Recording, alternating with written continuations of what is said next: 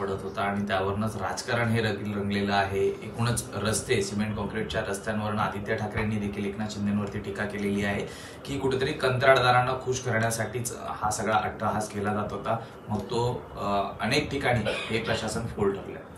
मला वाटतं जेव्हा आदित्य ठाकरे हे स्वतः मुंबईचे पालकमंत्री होते त्यावेळेला देखील पाणी तुंबलं होतं आणि त्यावेळेस त्यांनी स्वतः किती पाहणी केली मला माहिती नाही। स्वतः पालकमंत्री म्हणून मुंबईमध्ये त्यांनी काय बदल घडवून आणले हे मला माहिती नाही, समजा जगाला माहिती आहे। 25 वर्ष मुंबईला लुटलंय, 25 वर्ष महानगरपालिका स्वतःच्या ताब्यामध्ये असताना कुठलाही आमूलाग्र असा चांगला बदल त्यांनी आणलाच नाही, परंतु मुंबईला बुडण्यापासून ते देखील वाचवू शकले नव्हते।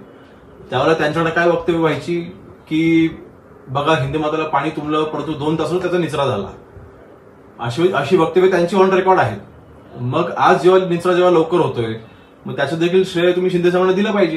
जेव्हा तुम्ही त्यावेळेला श्रेय घेत होता की निचरा लवकर झाला म्हणून, आज देखील जर का निचरा लवकर झाला असेल मग त्याचं देखील श्रेय ते तुम्ही शिंदे साहेबांना दिलं पाहिजे।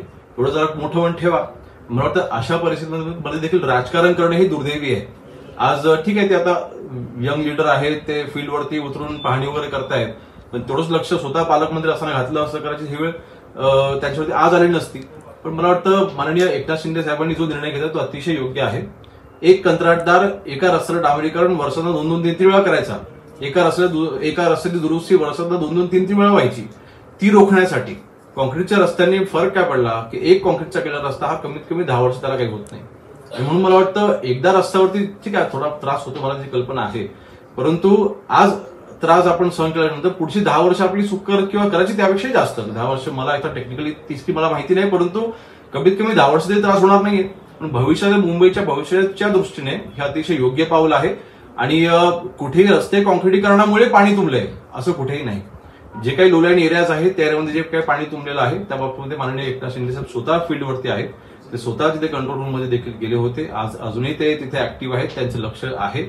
आणि मला वाटतं आदित्यजीने ह्याच्यावरती राजकारण सोडून मुंबईमध्ये आपण एकत्रित मिळून मुंबईकरांना त्रास होणार नाही ह्याच्याकडे आपण लक्ष द्यावं।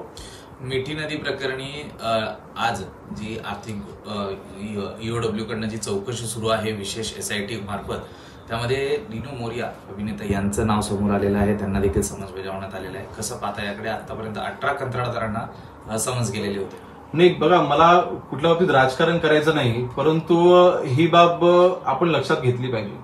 2.5 वर्ष महाविकास आघाडी असताना जेव्हा उद्धवजी स्वतः मुख्यमंत्री होते त्यावेळेला कोविडच्या महामारीच्या वेळेला देखील जे काही कॉन्ट्रॅक्ट दिले गेले ते कोणाचे जवळचे मित्र होते हे सगळ्यांना माहिती आहे।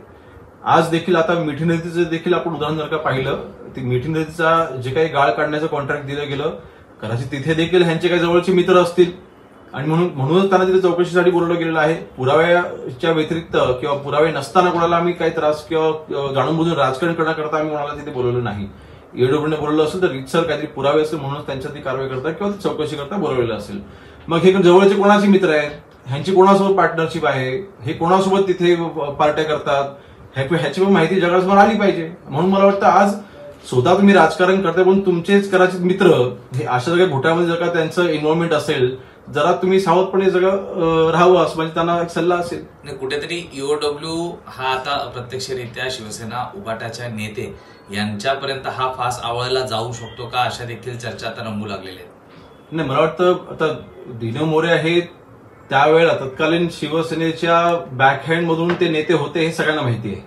म्हणून मला वाटतं आता त्यांची चौकशी ही रीतसर कायद्यानुसार होत असेल तर मला वाटतं ह्याच्यामध्ये कोणी हस्तक्षेप करू नये। चौकशी अंती जगात दोषी आढळले त्यांच्यावर कारवाई होईल, आणखी नाही आढळलं तर कारवाई नाही होणार। आणखी काही नावं पुढे येतील असं वाटतं? आता अजून किती मित्रांना कॉन्ट्रॅक्ट मिळाले होते त्याच्यावरती सगळं डिपेंड आहे। पक्षप्रमुख उद्धव ठाकरे यांची प्रतिक्रिया आलेली आहे। आज जो अतिमुसळधार पाऊस पडला त्यामुळे मुंबईची तुंबई झाली, त्या संदर्भात त्यांनी प्रतिक्रिया दिलेली आहे। मेट्रो भुयारी मार्गात पाणी शिरलं त्यामुळे भ्रष्टाचार उघडा पडला असं त्यांनी म्हटलेलं आहे। 3 वर्ष मुंबई महापालिकेमध्ये भाजप आणि एकनाथ शिंदे यांच्या टोळीच्या हातात असल्यामुळे जनतेच्या पैशाची या काळामध्ये फक्त लूट झाली असं त्यांनी म्हटलेलं आहे। त्यामुळे बघा, काही दिवसांपूर्वी मी स्वतः मेट्रोने प्रवास केलेला आहे। उद्धवजी त्यांनी कधी मेट्रोने प्रवास केलेला नाही। सर्वसामान्य नागरिक हा मुंबईचा समाधानी आहे की आज मेट्रो सारखी सुविधा मुंबईसारख्या महानगरपालिकेमध्ये आमच्या सरकारने दिलेली आहे। आज ते भ्रष्टाचाराचे आरोप करतायत, पण त्यांना मी आठवण करून देईन, ज्यावेळेला हे सगळे कॉन्ट्रॅक्ट दिले गेले तेव्हा आपण भाजपसोबत शिवसेना आपण सत्तेमध्ये होतो, तुम्ही सुद्धा त्या सत्तेमध्ये सहभागी होतात. मग नक्कीच मला काय म्हणायचंय, मला वाटतं आपण हे विसरलात. म्हणून मला वाटतं त्यांच्यावरती मी जास्त काही बोलणार नाही, ते मोठे लीडर आहेत. परंतु आज शिवसैनिकांना जेव्हा ते रस्त्यावरती उतरून जनतेला मदत करण्याचं आवाहन करतायत, त्याच वेळेला त्यांचे चिरंजीव रस्त्यावरती उतरून हे राजकारण करतायत. मग नक्की ते मदती करता रस्त्यावरती उतरलेत की राजकारण करता, मला वाटतं इथूनच सुरुवात होते. म्हणून मला वाटतं त्यांच्या बोलण्याकडे मी जास्त लक्ष देत नाही. आज मुंबईकरांना राजकारण नको आहे, मुंबईकरांना सुविधा सुरळीत पाहिजेत आणि त्या सुरळीत ठेवण्याकरता आमचे माननीय एकनाथ शिंदे साहेब स्वतः फील्डवरती आहेत, माननीय गिरीश महाजन साहेब देखील त्यांच्यासोबत स्वतः फील्डवरती आहेत आणि मुंबईकरांना त्रास होणार नाही ह्याची ते स्वतः खात्री घेत आहेत. म्हणून मला वाटतं अतिवृष्टी ही होते, ढगफुटी होते, रेड अलर्ट दिलं गेलेलं आहे, कार्यालय देखील आपण आता सगळी लवकर सोडण्याकरता आपण सांगितलेलं आहे. अशा वेळेला आपण राजकारण न करता एकत्र म्हणून आपण मुंबईकरांना त्रास होण्याची आपण जबाबदारी आपण एकत्रितपणे उचलली पाहिजे. कोकणामध्ये अतिमुसळधार पाऊस पडतोय, दापोलीमध्ये देखील अतिमुसळधार पाऊस पडतोय. दापोली खेड रस्ता खचलाय काही ठिकाणी, त्या संदर्भात काय माहिती आहे? नाही, रस्ता खचल्यामुळे कुठेही वाहतूक बंद झालेली नाहीये. एका ठिकाणी खेड येथे जे आता हॅमचं काम चालू आहे, रुंदीकरणाचं काम चालू आहे, तिथे पुलाचं काम चालू आहे आणि त्याला पर्यायी मार्ग जो दिला होता त्या पर्यायी मार्गाच्या इथून पाणी वाहत आहे, त्यामुळे ती वाहतूक बंद करावी लागली. परंतु कालच रात्री मी संबंधित अधिकाऱ्यांना सूचना केलेल्या आहे की त्याच्यावरती तात्पुरतं सोल्युशन लगेचच्या लगेच काढावं. पुलाचं काम पूर्ण न झाल्यामुळे आणि मान्सून हा खरं तर आपला अपेक्षित होता जूनच्या पहिल्या आठवड्याच्या दरम्यान यायचा होता, परंतु कोकणामध्ये जवळपास 10 मे पासूनच पावसाला सुरुवात झालेली असल्यामुळे काही रस्त्यांची कामं मला वेळेत तिथे पूर्ण करता नाही आली आहेत.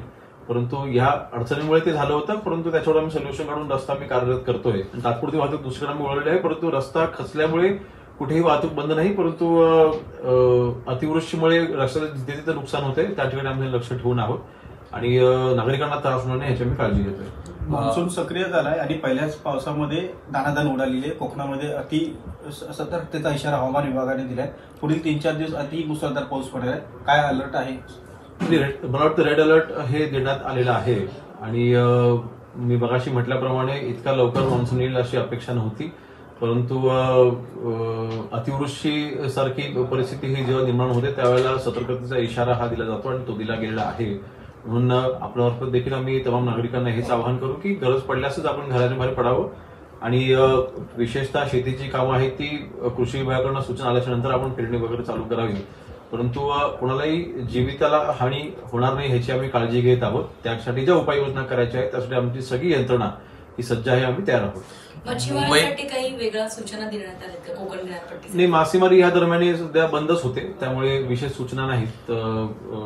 मेच्या 24 साधारणतः 15-20 तारखेच्या नंतर आपल्याकडे पाऊस चालू झाला होता फुल फ्लेज आणि त्यावेळेला मासेमारी ही बंद झाली होती, त्यामुळे आता हा सीझन तसा मासेमारीचा नसल्यामुळे जो विषय आला. मुंबईत आज प्रामुख्याने मोठ्या